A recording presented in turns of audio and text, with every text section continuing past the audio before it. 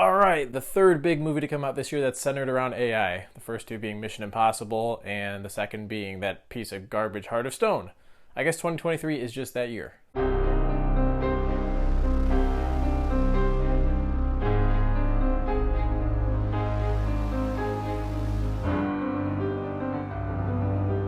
What's up guys, welcome back to the channel. I'm Josh. Today we're going to be talking about The Creator. This is a new sci-fi film directed by Gareth Edwards, who did Godzilla from 2014, which I enjoyed, and Rogue One, which I enjoyed even more. Basic premise here is that we're in the future, AI has gone rogue, and they're now at war with humanity, or at least some of humanity, specifically the United States. But there's this territory in Asia called New Asia, where humans and AI can coexist without issue. John David Washington plays this former Special Forces operative who is sent into this region to extract a super weapon that could win the war for the AI.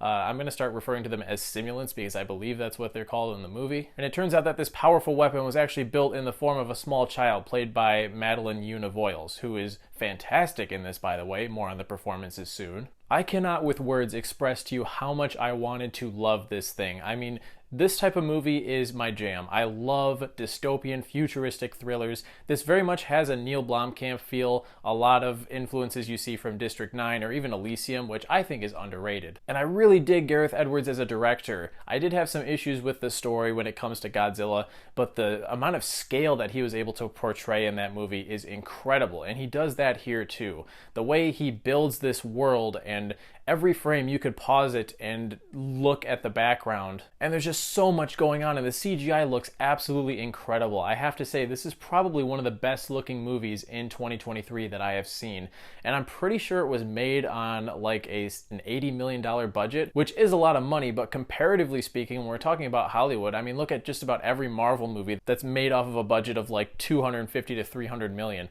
This movie looks so much better than 90% of comic book movies that come out each year. You genuinely could tell me that this thing was made for double or triple its actual budget, and I would probably believe you. But that makes it all the more disappointing that the story here feels like it was written by AI. And that's not me saying that it's all bad, but the script is really messy and honestly feels like about 10 other futuristic dystopian thrillers were thrown into a blender, broken down, and poured into this unfocused amalgamation. And I don't mind movies borrowing from other films. They've been doing that from the start of cinema, and they're always going to be doing it. It's possible to make a good film that is a little bit derivative and takes inspiration from other projects. But here it just feels so unfocused. I love a good visual spectacle, but I also need a good story to accompany that. Spectacle on its own can't carry a film. I do want to touch on the performances. John David Washington is okay. I can't really tell if he just wasn't given a whole lot of material here.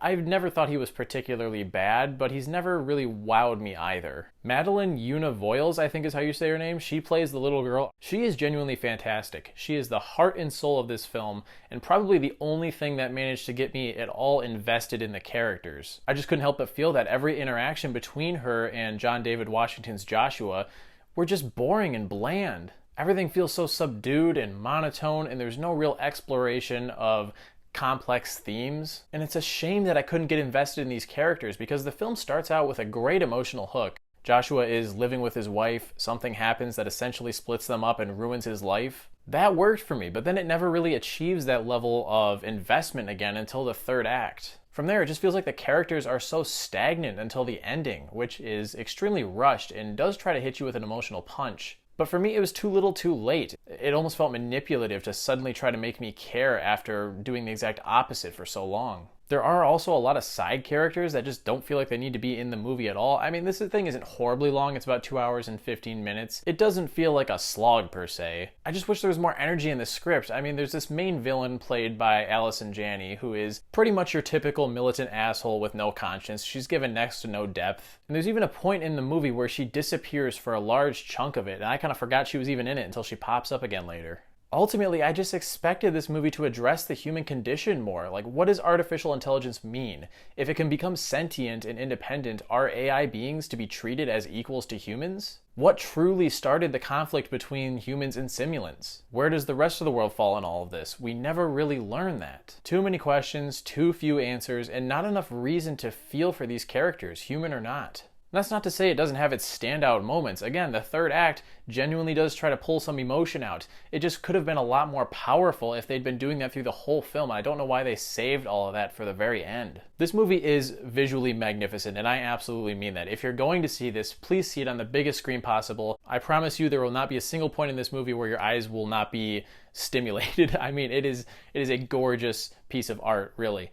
I couldn't really get connected to it story-wise. This is easily one of the most disappointing movies of the whole year for me. I want to give it a free pass and give it a higher score, but I'm going to give The Creator 2.5 out of 5 stars. I don't really feel like I'll ever have the urge to rewatch this. If only the story was as good as the directing, the cinematography, the score by Hans Zimmer. There are just so many technical elements here that could have made this a masterpiece if the story was just given a little more thought. Maybe a few rewrites.